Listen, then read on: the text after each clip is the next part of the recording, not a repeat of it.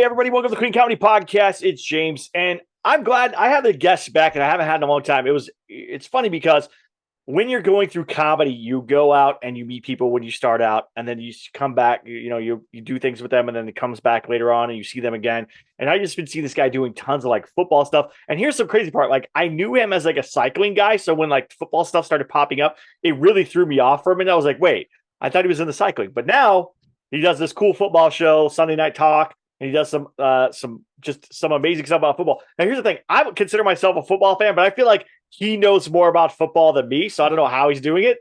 But please welcome my friend, the great stand-up comedian Patrick Ramirez. Thank you for coming on, sir. How you doing? Thanks, James. Thanks for having me, man. It's funny you say that. He's like, this guy, I know him as a cyclist. So why does he know about football? You know, James, we do have two channels No, on the no, no. television. We can't watch two things. I, I mean, I know I know that was your thing, but like I didn't know that you were that big into football until this started. These were popping up and stuff, and I'm like, this is crazy. Like this guy knows a ton about football. I feel like you made me feel like an idiot, and I grew up playing football in Texas, like where you're taught everything about football, and you still make me feel dumb. So it kind of hurts my feelings a little bit. It's Well, I enjoy football the way a middle-aged woman enjoys Desperate Housewives.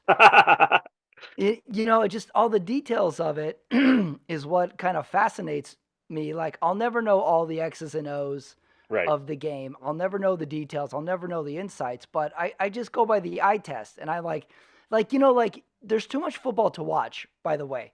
So all I do is, I watch the highlights on YouTube, and you can watch 20 minutes of highlights, but they just show you the good plays.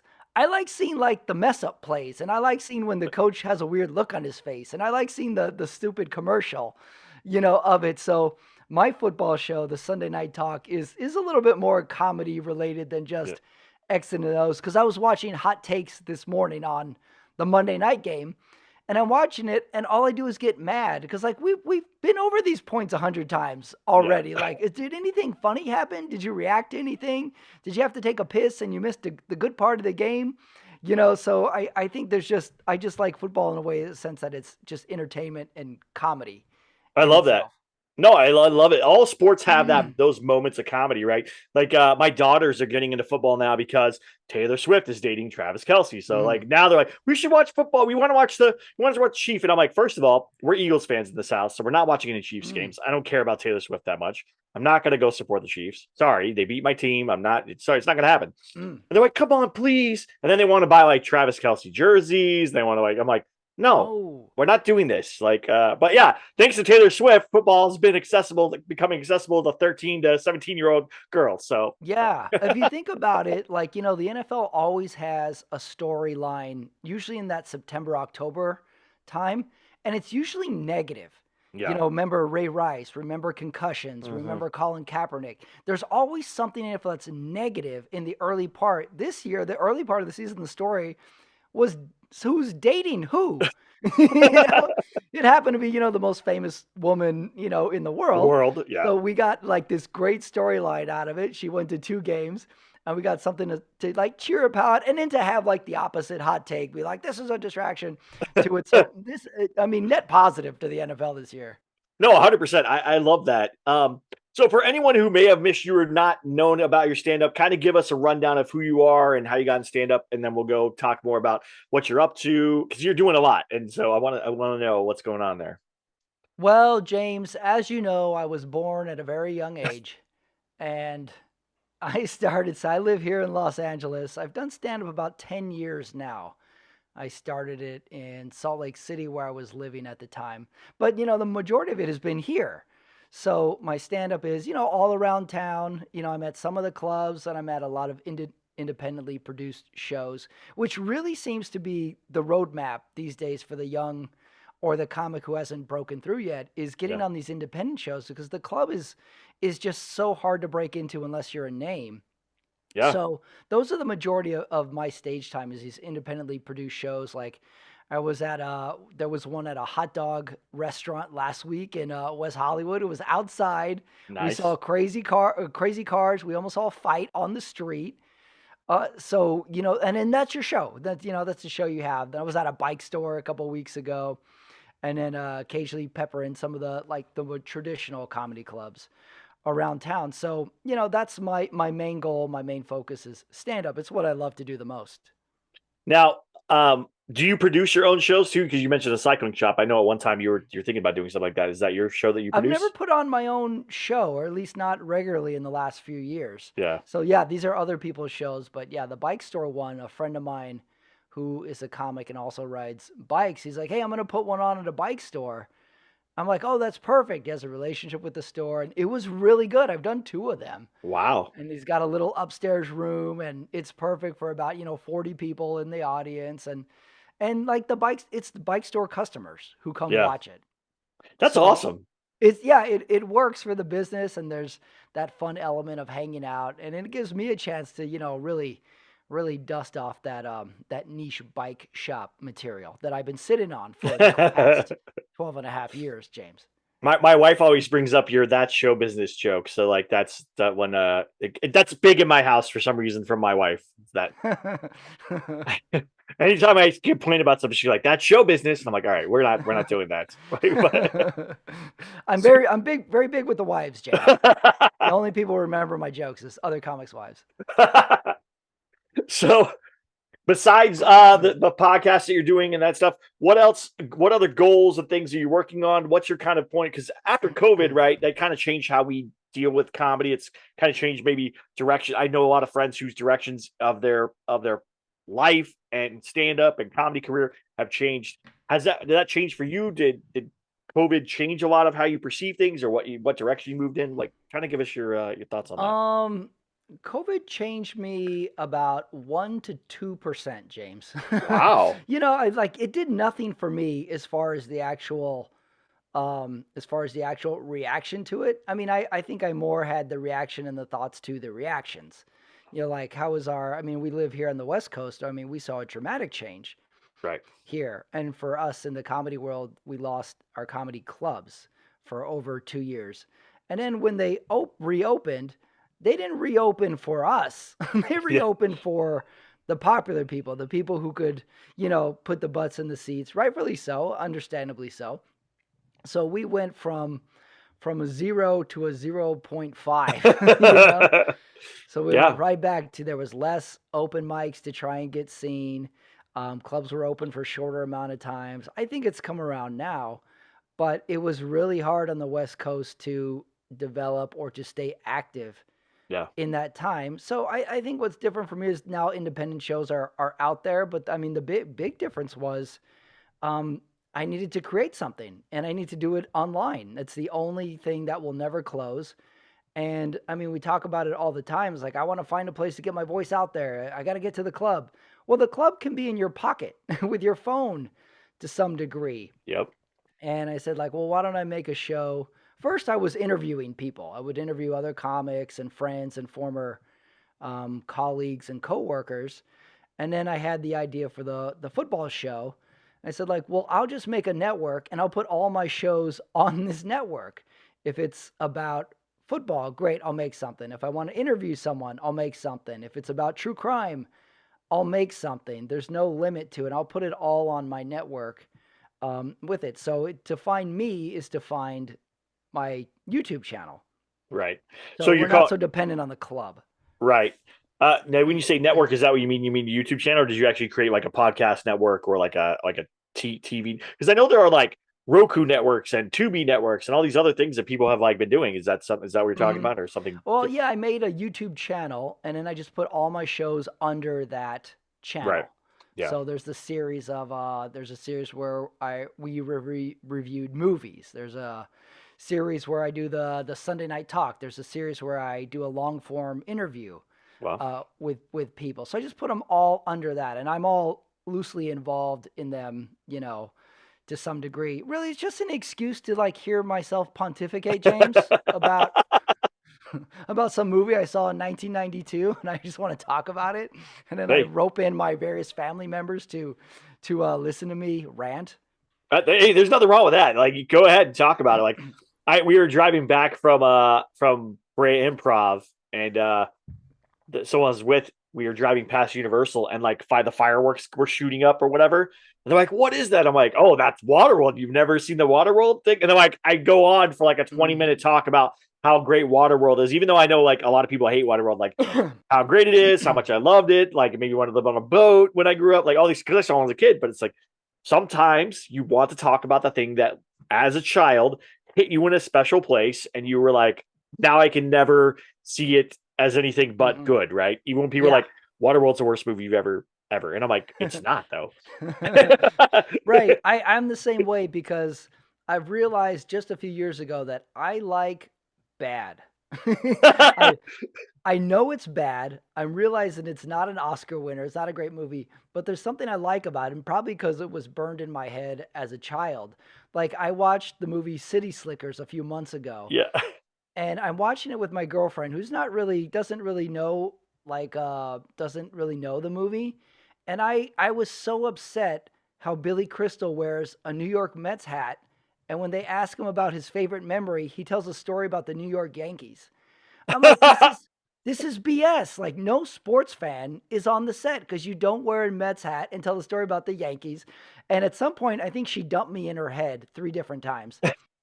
And it's like, why is he talking about this? Why is he getting that upset about City Slickers?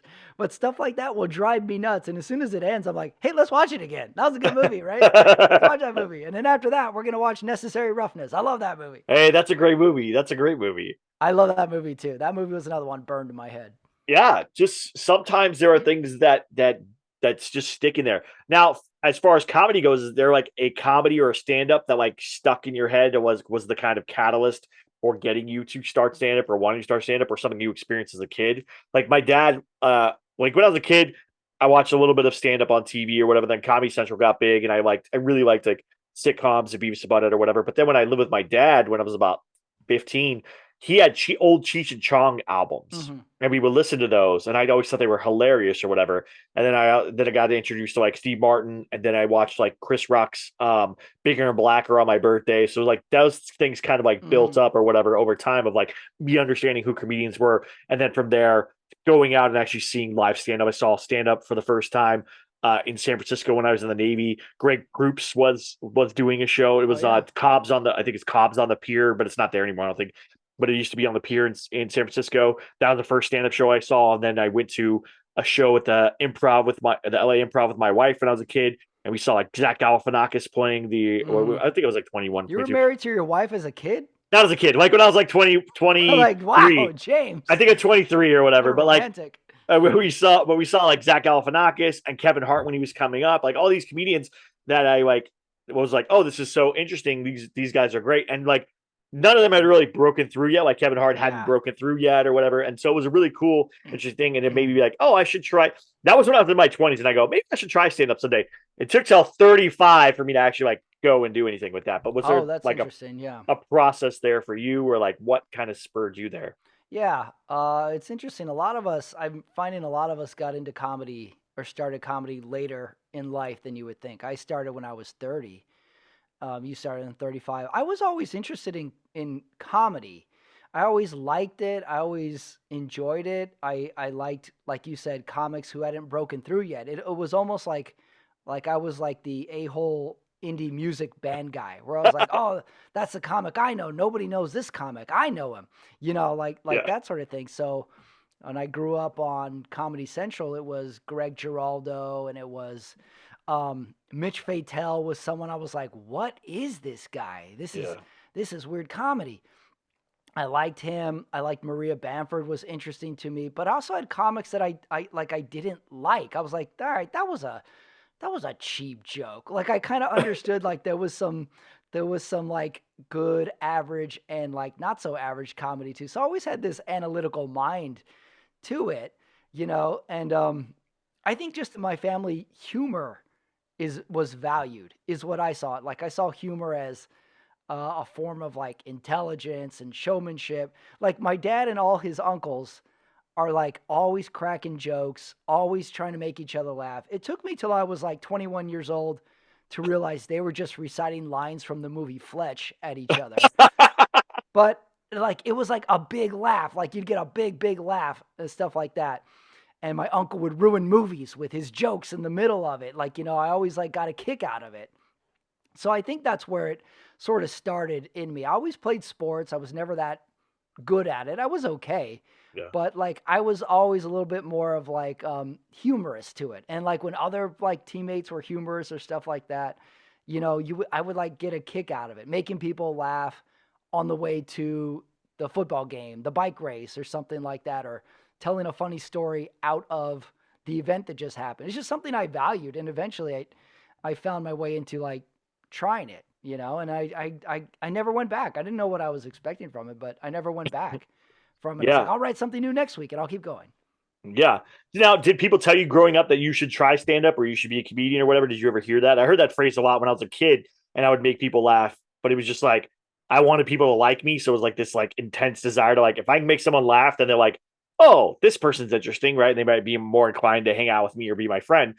But as I get older and I was in the military, we kind of used macabre humor to like deal with situations or what was going on. People would say, oh, you should be a comedian. I heard that a lot. And I was like, and I never really realized like what it takes to become a comedian. I always thought it was like a lot more, sadly, a lot more work than it actually is. Believe it or not. Yeah. I don't think anybody told me I was funny or really had a talent for it, or maybe, I wasn't handsome or not tall. Oh wait, sorry. I went on a rant there. No, no one like that was. I had a sense of humor. I don't think anybody said I was funny. I don't Oh, think anybody said like, "Oh, this kid is entertaining." I feel like I was not very outgoing as a kid. I wasn't very talkative. It took me a while to warm up socially, new school, stuff like that. It like would take me a while. I wouldn't go make friends. Somehow I thought everybody was going to make friends with me. It didn't, like, you have to go make an effort to make friends. So I wasn't very outgoing like that. I had my little group of friends right. to it, but I was never like, an outward extrovert, like, hey, everybody, I got something funny to say. I was more like funny with my small group of friends, but like then everybody was funny in Yeah. my small group and we just kind of make each other laugh like that. That's kind of how I was as a kid. I had this interest of it, but I wasn't this raw talent. I was no LeBron James No, at no, yeah. 17 years old. I would not say I was LeBron James. I would say like I was Michael Jordan when he's trying to make the team. Like I just Mm, like would put in the work and to get yeah. there. That's kind of like my You're like style. the Michael Jordan who got cut from the high school team. Yes, 100%, You're like, I'm gonna 100%. go work out. I'm gonna go work out. Yeah, and it was great because I found that humor connects people in a way that nothing else does. Where if you make someone laugh, that's an instant connection, and you can build something off the back of that. And so I was always appreciative of that. That's why I actually love hanging out with comedians, is because we have this common skill set or this common idea that we can do. And even if your comedy is different than my comedy, I know that if we get along, we're going to make each other laugh. There's going to be those moments there, and those kind of things exist. Do you hang out with a lot of comedians, or do you Mhm. not? Do you find yourself not hanging out with a lot of comedians? Do you hang out with like different groups? Like what's your hangout? I do hang out with a lot of them. I don't think I have that huge big hang like some comics do, where like every third picture on their Instagram, like these two people are together. Yeah, I don't have that, I would say, right. but I would say I'm friendly with everybody. It's just so hard. We're always working, or at least I feel like I am. Yeah, So as soon as one thing is done, I usually have to go to something else, or I have a video to work on, or I have to make this interview time or something. But in those little moments before the show, right after the show, you hang out, you catch up with everybody, you ask where they're going, you kind of chit chat. You know what? It's kind of weird. Tell me if you've noticed this with comics. It takes a little bit to break through and have everybody stop talking about their stupid act. yeah, Where they say like, I went to here. Like I would always say the hardest thing about comedy, coming up through comedy, is Monday night at the Comedy Store. yeah. Was you go to sign up at the Comedy Store, and Uh, all you hear for an hour and a half is everybody tells you where they just came back from, how much time they just did, where they're going, what yep. club told them to meet, and you're just getting everybody's resume for Yeah, like an hour and a half. But once you get through that and you actually kind of like shoot the breeze about life, where you working, what's your family up to, how's your job, like that, I find, I mean, endlessly more interesting. It feels like with some of these like big hangs, it's just the first day of school every yeah. single day, and everybody tells you how they're so good at something. And you're like, come on, man, I seen you around town. You ain't that damn good. Let's Okay. ease up on that. Yeah, they're But telling once you you about break their through, then it's fun. Then it's like you actually get to know people. Yeah, they're trying to tell you like their holiday vacation and where they went and the new shoes they got and whatever, and you're like, all right, relax. Like, let's Hmm. talk about real stuff. And We've that all is seen the each other's acts, guys. yeah, that's the thing is you see people's acts, you go, okay, but it also is a great. I like hanging with comedians, because yeah, everyone has this unique personality. There's some people that you go, all right, a little more than 5 minutes and I got to walk away, but like for the most part, you're hanging out with comedians. They're fun to get to know and hang out with Hmm. and be around. There's just something unique about being one. There you never, even though comedy feels like it's a lonesome pursuit sometimes, being in the company of other comedians makes it less lonesome. I don't know if that's the Hmm. experience you've had too. Yeah, the company is always welcomed. I Yeah. would say when you get to talk to someone and just find out where they are in it all, just like if they've had the same little issues or Yeah. hurdles that you've had, or like, hey, you were over here, how'd that go? When I ask people, like I am generally interested in like how it went, or how'd you feel Yeah. about that set or anything. I want to know. I want to see what they have to say. So it is interesting like that. I mean, we never have a real time to hang out, so we have these little moments Yeah. and you kind of like you jump right into it with some people it takes a little while to it. Sometimes when you're meeting someone, a fellow comic, for the first time, that can be kind of difficult too. They don't know who you are, where you're coming at them from. It Yeah. takes a little bit. You need to find that common ground somewhere, and then you can be off and running with the conversation. Yeah. Yeah. I'm gonna have a comedian on here. His name is Mike Black. He works at the Comedy Store quite a bit, and he's one of Darren Carter's friends. And so I knew him from seeing him around, but I didn't actually know him, meet him. So I introduced myself, and then I kind of like left him alone. Like I was like, "Hey, I just want to introduce myself. Mhm. I saw you do this or whatever, and I just want to say, I like your stuff and whatever. Have a great day." And then he came and sat next to me, and then we started talking, and then we talked Mhm. like Lord of the Rings and movies and whatever, all the stuff that he liked, and I was like, "Okay, this is great." So it Yeah. was a natural thing, but that first engagement was a little awkward because I was like, I don't want this guy to think like I'm just coming up to him because like, hey, you're this guy that does this thing and I want to talk to you or bother you or take your time. I actually want to like get to know you and be friendly or whatever. And Yeah. that is the hard part. It's like approaching a girl when you're dating. Yeah. Like Yeah. Very much so. you have to kind of like go up to him and be like, hey, how's it going? I don't want to bother you, but I just want to say like, hey, I think you have nice shoes or I like your hair or Yeah. whatever it is. Right. And then like bail, like you're like, all right, I'm out. I don't want Bail. Yeah, to. definitely. Yeah, Yeah, get your question in and bail. That yeah. Don't was that was a young Pat Ramirez's girl strategy from the age 15 to about 27. Yeah, yeah. Because you don't want to Ask be her for creepy, right? You don't bail. want to hang out like and just stand there awkwardly and be quiet, and they're like not talking to you, you're just staring at each other, like, okay, well, that's all I got to say. Yeah. So, The first girl I ever asked out, James, I had a oh, job at a minor league baseball stadium. I was like the ticket usher. And there nice. was this girl I wanted to ask out. She worked there too. Took me the whole summer to work up the confidence. And I go ask her out after a game. And I go, hey, would you like to go out sometime? And she goes, oh, hold on for a second. And she goes to the back office. James, she never came back. She just bailed. And I sat there for like 25 minutes. I'm like, when is this girl coming back? What the hell happened to her? And her friend came up like, are you still waiting for such and such? I was like, yeah, she's gonna think about going out. She's like, you better get out of here. You're freaking her out. So I should have bailed, James. I should have bailed. Yeah, I would do the say hi, I like something about you and bail thing.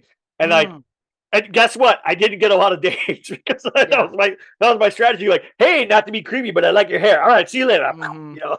Yeah, that would have been better than what I did. I tried the ask and linger approach. Oh yeah, that was always. I did it like I think I did that like 2 or 3 times, and I realized, oh, it's weird, and it's even weirder because I didn't get that it was weird until it was like too like awkwardly late. So Yeah, yeah. and I still had the whole summer to work there. Oh, that's. Did you ever see her again? Yeah, at the job, at the baseball You saw her stadium, like because it's every day or every game yeah, or whatever. yeah, like every game, And then how did every that other go? day. Well, if she didn't talk to me before, James, she sure did not talk to me afterwards. That's hilarious. That's the thing is these are the moments that make us who we are and make for funny fodder and for things that we think about where we go, why did I do that? Like, why would Hmm. what was in my brain to make me think that was the thing? I was talking to somebody the Yeah. other day about. Do you remember? Did you ever go to clubs? Did you ever go clubbing back in the day, like in the Yeah, late yeah, I '90s, had early some 2000s? clubbing days. Yeah. And do you remember when guys would like their move to like get to a girl was like to kind of like thrust up on them, like to do like the Oh, to dance up on them? yeah. Do you remember that? Interesting move. It Yeah, was an interesting yeah. move, but it was very common. And I realized I was like, why did we do that? And then I realized that all the men that I knew back in the day would read two magazines, like Details magazine or Maxim magazine, and that was like one of the things that they Oh, like said yeah, to that's do. right. And it was like terrible, like Details. semi semi Hmm. aggressive, really bad advice. And I was Hmm. like, oh, I feel so bad for all the girls that happened to because these guys read these magazines and thought it was okay. Yeah. I'm glad we corrected that. That That was doesn't a happen anymore. golden age of those mid-level magazines, weren't Yeah, there? Because you had Details, Maxim, Stuff. Remember a stuff. Yes, Stuff stuff was one. Yeah, magazine yeah, was another one. And then like what that kind of practice was like parody. Remember the SNL sketch, the yeah. Roxbury guys. Exactly. Now, like, let me tell you how a dude's brain works. They make a parody of these two jackasses dancing up on women, and what do dudes do? They're like, "Hey, that's a great idea. I'm gonna do that." That's how guys' brains work. They're like, "Hey, that was funny. Let's Yeah. do that." Yep. That's exactly right. That's exactly what happened. I Mhm. feel bad for like all the women in like the late '90s to like the early 2000s. I'm sorry that happened to you at clubs. If you went to a club, that dudes thought that was the way to approach you, and then that's when girls started doing the girl circle, where like there would be like four Oh of them yeah. dancing together to like keep themselves protected. Mm-hmm. I was like, oh Mm-hmm. gosh, that's so terrible. And we Yeah. contributed to that. At least I contributed to it. I feel bad that I did that. I even apologized I, to my wife one time. I was like, I I'm would I sorry would that I like to got see to. some James dance moves on the dance floor sometime. I would like to see how you danced up on some women. It didn't happen a lot, but I did it for about a year, and I realized this isn't working. Like this isn't the move. It Right? took me Yeah. a Who little. did it work for? I know. I Yeah, mean, I don't know. It's kind of like when the girl was like, "That guy grabbed my butt." I'm like, well, who does that work for? yeah, Or I mean, are these just the musings of a good-looking man who can do whatever he wants and it works? right. Or did this work once and then we just did it for the next million times over, going like, I don't know what happened. What happened is there probably was a handsome, good-looking man who did it. A not handsome, good-looking man saw it happen and work and went, Yeah. well, then I should do that. And then told his Right. friends that he saw another man do it. Didn't describe him, just said, I saw a guy do this and he totally got a hot chick. Right. And then it just like spread like wildfire and every guy started That's all doing we those needed. things. Yeah. Yeah. Like, you Yeah. ever get dating advice from a good-looking person? Yeah. And they're like, I don't know what the big deal is. You ask them out, what's the worst they can say? It's no. I'm like, Yeah. yeah, that is the worst that can happen is they say no. I just ask them out. That's what I do. It's like, yeah, that's because you're a good looking person. The rest of us trolls have to think of like 2 or 3 lines and a joke and then bail. Yeah. Exactly right. I did dance. That's how I met my wife. Is we met at a club in San Mm. Diego, and I was dancing, and I saw her from across the room, and I was like, "Oh, that girl is beautiful." And I decided that my move would be that during Nelly's "Hot in Here," I would also try to take off all my clothes according to the lyrics of the Oh, song. So wow. I'm, yeah, and somehow that worked. Then she came across the room, and we danced together, and then the rest is You history took after that. off all your Well, clothes. not all my clothes, but I was taking off my shirt. Like I was like taking off my. I had a 6-pack back then. I was in better shape. I was in the military, so it worked though. I was like, all right, well, it worked one time. I doubt that would ever work Wow. ever again in my life, but it worked. It worked that one time, and now I'm married. So Wow. there So we go. Nelly was right. Yeah, if He it's just was hot right. in there and you take off all your clothes, Hmm. it'll work out. Apparently, Wow. Yeah. What a simple song. What a simple lyric. We can all learn something from Nelly. Nelly was right at least one time, you guys. So there we go. And also, you should wear. Well, I don't support Air Force Ones anymore, but like you should wear cool shoes. And Oh, wow. You had shoes and you were taking off your clothes. yeah, there you go. So I was a Huh. big Nelly fan back in the day. Oh, So were you? yeah, big time. I think my big three go to, and I still play them in my car. Sugar Ray. I used to wear a Mm. sweater vest with no like shirt underneath. Do you remember that? I know we're going bad here, guys. Sweater vest, no shirt underneath. And then Blink 182, so like ball cap, spiky hair, whatever. Mm. I had dyed blonde hair at one point, and then Nelly. I had like baggy pants and like cool Wow. shoes. Yeah, it was a real mess. Wow. You're total like late 90s, Oh, early 100%. 2000s look to you. Didn't have like a lip ring, did you? No, I didn't have any. I didn't Lip have any ring. jeweler. Actually, I did have my ears pierced at one time. I had like diamond Hmm. studs in my ears, and at one Yeah. point, and that was kind of it. That was like the but I had blonde, like bleach blonde hair. I'd Wow. done frosted before, but I like bleach blonde hair or whatever Mm. and spiky and stuff. You So know, I yeah. could kind of see it. Like at first, I was like, I can't see you doing that, but now I see it a little bit. A young James wearing sweater vest, bleach hair, I wish I had reading. pictures of it like to like show because it's so terrible, it's so tacky. But Yeah. I thought like, oh, I had nice arms, I had kind of a nice body because we work out when I was in the military. So I was like, sweater vest, show off the arms, right? Mm-hmm. Spiky hair, blonde. Okay, I'm in California, that works. A little bit of baggy pants and some cool sneakers, so people think I'm cool. You know what I'm saying? And there we Yeah, go. yeah. Just like, hey, James, here's your sweater vest. James, your subscription to FHM magazine is Yeah, here. exactly. Like, all right, thanks. All right. Here's your case of hair gel for the month. Oh Like yeah, yeah. Here's some LA Looks hair gel bottle for you yeah. in a pump.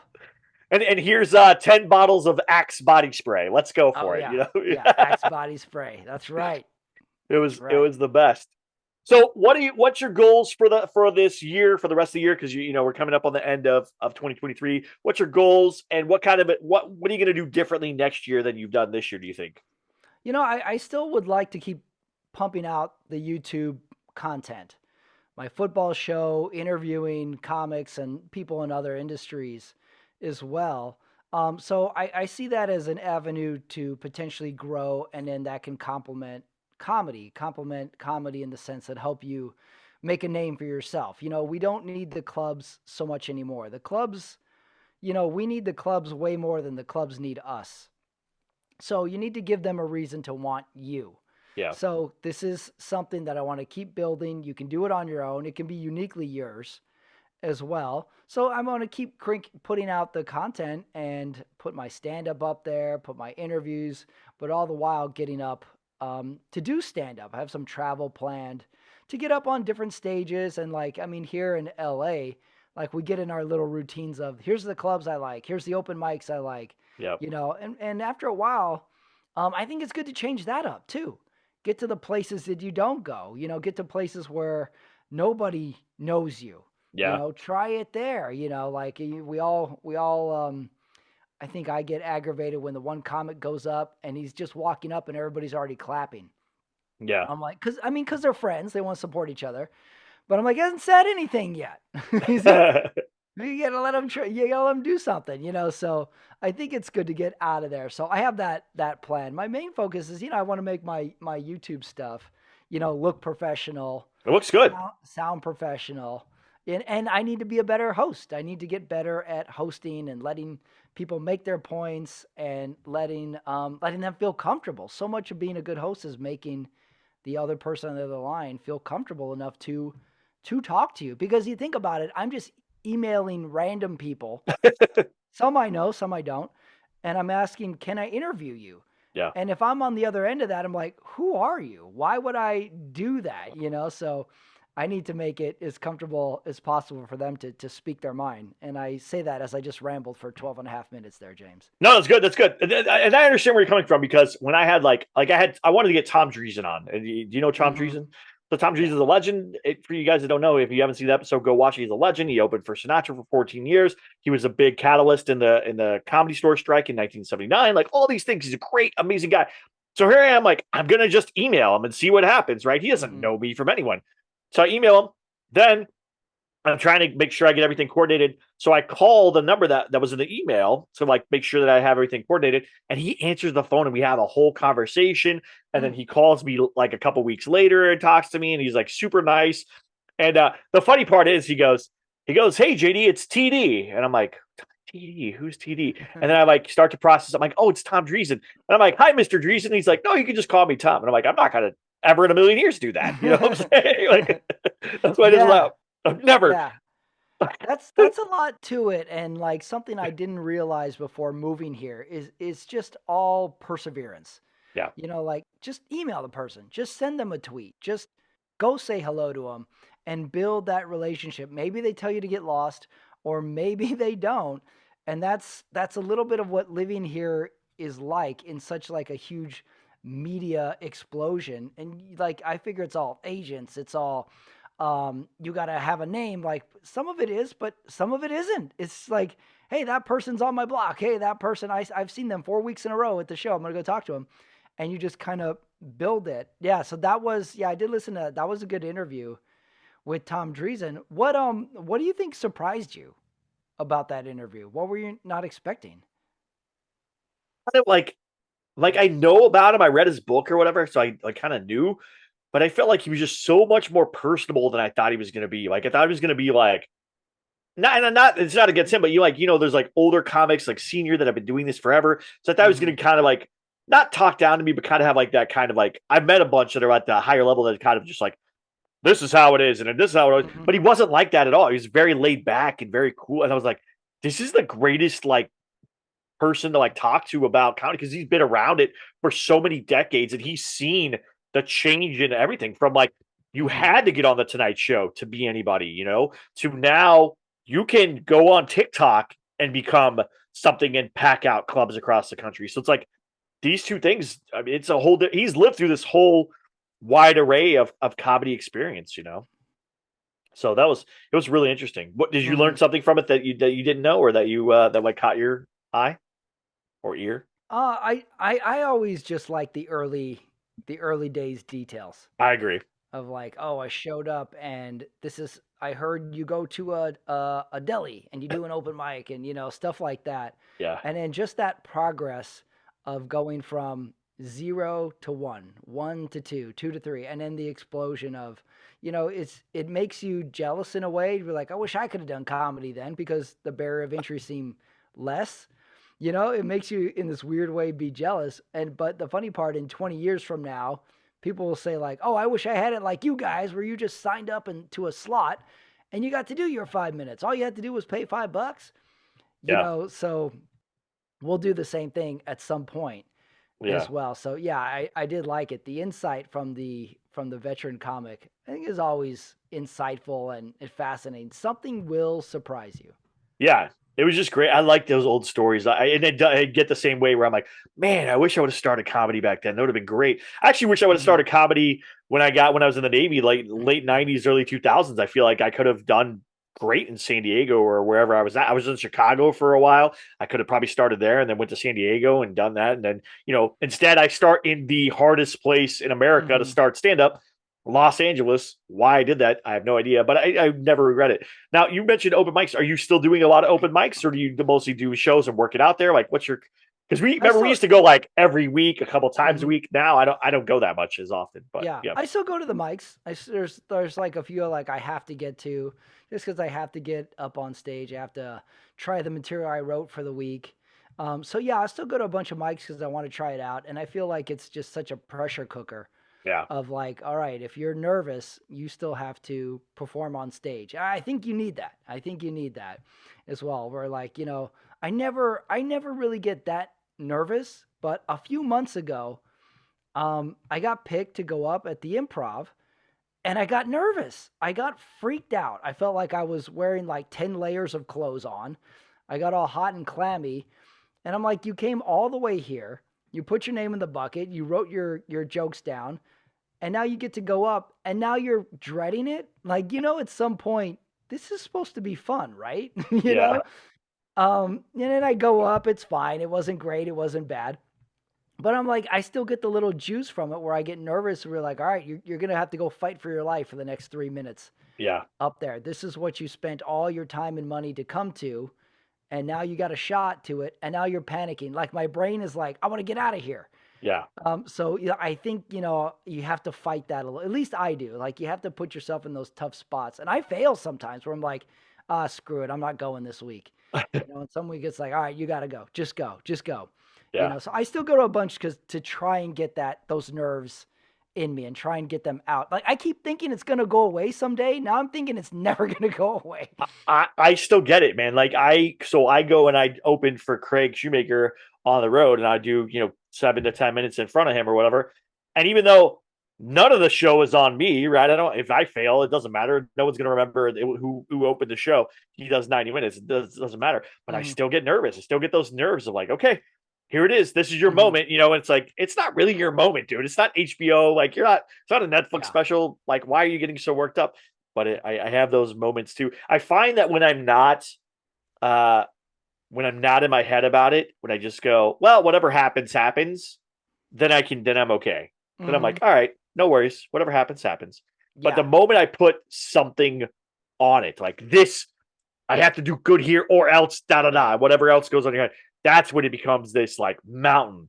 But if I Yeah. go, whatever happens, happens, let's just go have fun. And I think John DeResta, I'm gonna have him on, but he told me like, just have fun up there. It doesn't matter. You're not saving lives, it's not heart surgery, it's not brain surgery. You're just telling jokes, right? Just Mhm. if you can't have fun with that, then you're in the wrong thing. Yeah. We all have these little strategies in our brain Yeah. to kind of wear off the anxiety or stress of it all. Like I always like the just go have fun out there because all that tells me is it looks like I'm not having fun. Yeah. Well, I have So been told that I look like I'm not having fun on stage before. They're like, you look like you're mm, not having fun. And I'm like, I'm totally having fun. They're like, you don't, not at all. It doesn't look like it right, at right, all. yeah. I'm the same way. That show you decide to go to like that afternoon, those are the best shows.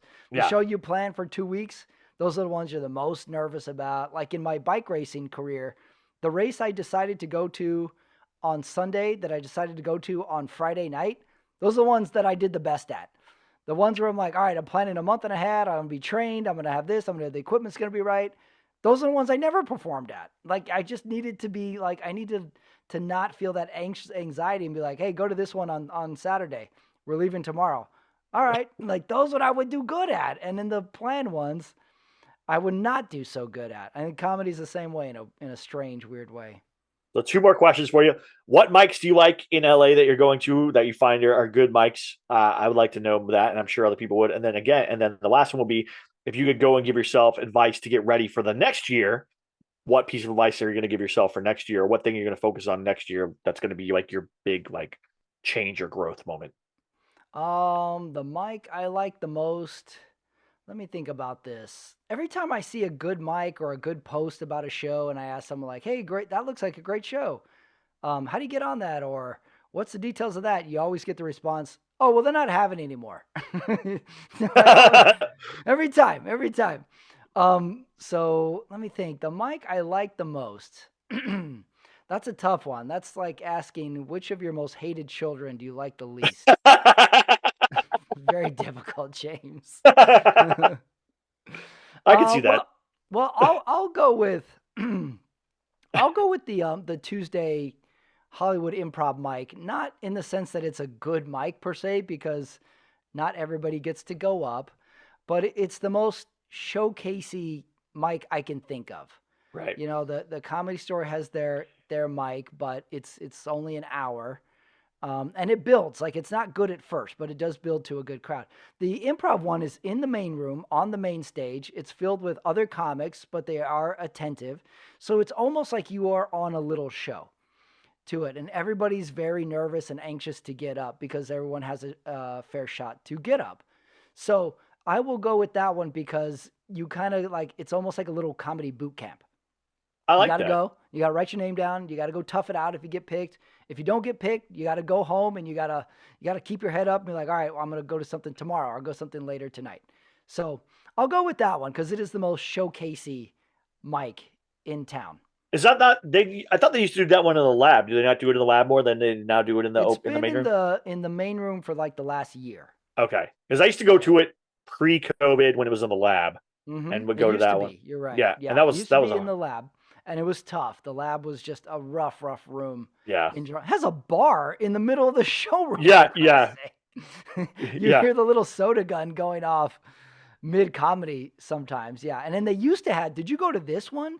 They used to have it Sunday nights in the lab, and it started like at 11 Love it. p.m. Yeah, And you would sit there, and it would go to like 1 a.m. I did it once, and I Yeah. never got up. Actually, I've never gotten up at the improv ever. I used to go hmm like every week to the lab one. Never got up, not once. And I was like, do they just throw my name away? Like, what's happening Yeah. right now? It's like, what's the Yeah. odds here?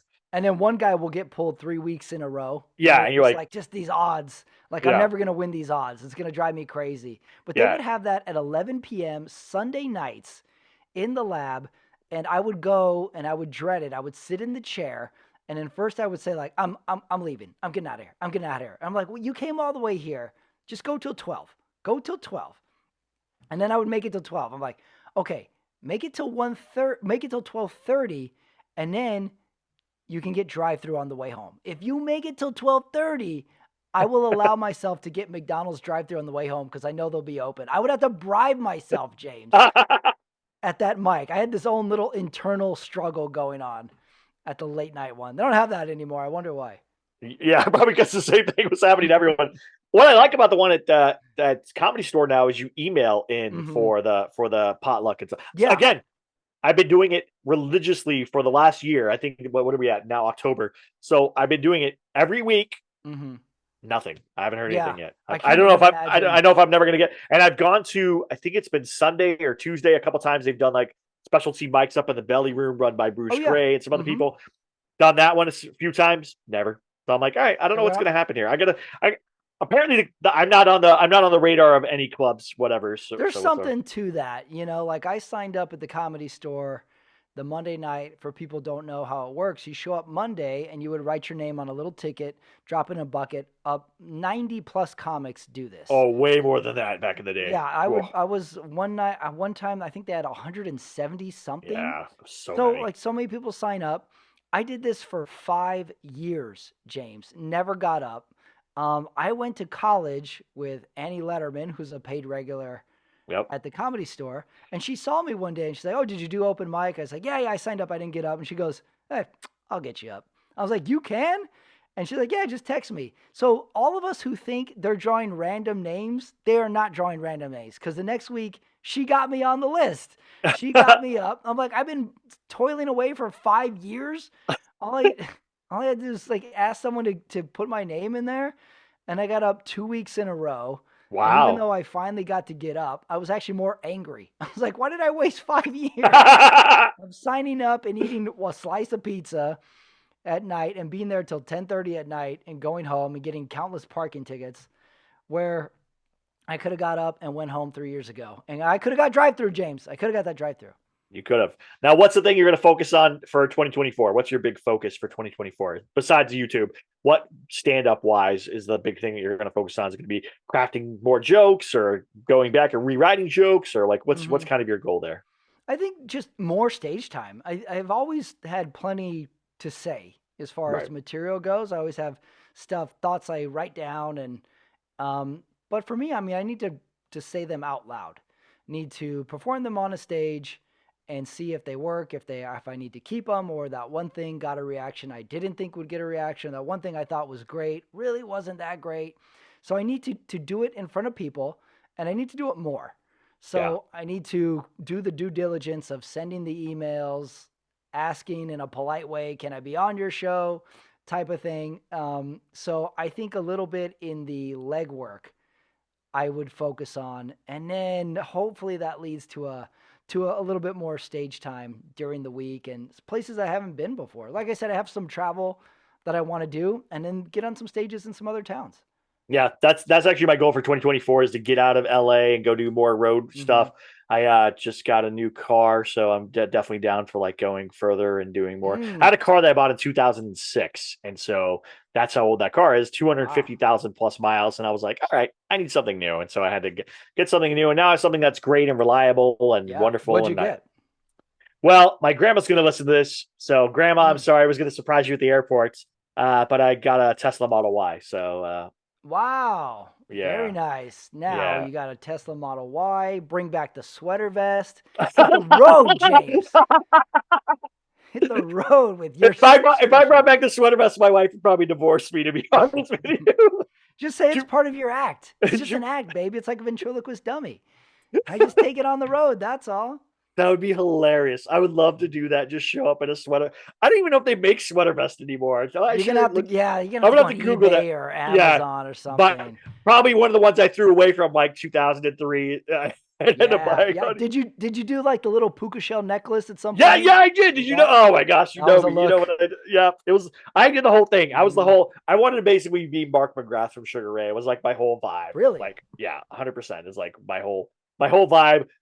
Love. I still love Mark McGrath. He's like the only. I like had an opportunity at one point to. I met a bunch of celebrities and art stuff. I met like Justin Timberlake and I met like Michael Jackson a few times. And like whatever. I met a bunch of people. And one person I always wanted to meet. I kept telling people like I want to meet Mark McGrath. I want to meet Mark McGrath. I want to meet Mark McGrath. And then my wife was working at the Hard Rock, and there happened to be a private event happening, and Sugar Ray was performing at the private event, and my wife got us into this private event. So think about 100 to 150 people in the big Hard Rock like area there.